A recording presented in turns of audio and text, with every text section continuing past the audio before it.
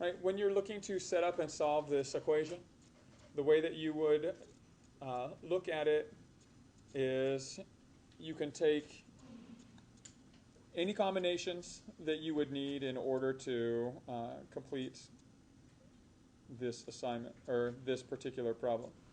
Okay, so in this particular case, if you took one set of corresponding pieces, you can solve for x.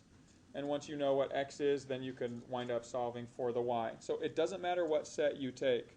So let's say we take our multiplier, our scalar multiplier, and we choose to use the set that we actually know specific values for. Okay, so we know that negative 2x times 5 has to equal 20, correct? We look at those corresponding pieces. Once we find those corresponding pieces, we can identify our multiplier. So negative 2 times 5 gives you negative 10x, has to equal 20. So if we solve for x and we find our multiplier, we get x is equal to negative 2. Now what that allows us to do is plug it back in, and we can find what this multiplier is. So negative 2 times a negative 2 gives us an overall multiplier of 4. Okay, so we can now disregard this. We actually solved for that multiplier of 4. And so now we can look to see what our y value is. And so when we look at this, we know that 4 times 8 has to equal this corresponding location, the bottom right, y. And when we solve for that, we get y is equal to 32. So we get x is negative 2, y is 32 for that particular problem. Okay.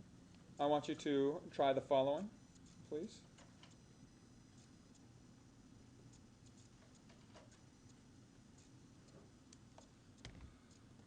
And so if you take your corresponding pieces, you have 2y plus 5 has to equal negative 5. So we can solve for y. Subtract a 5 from both sides.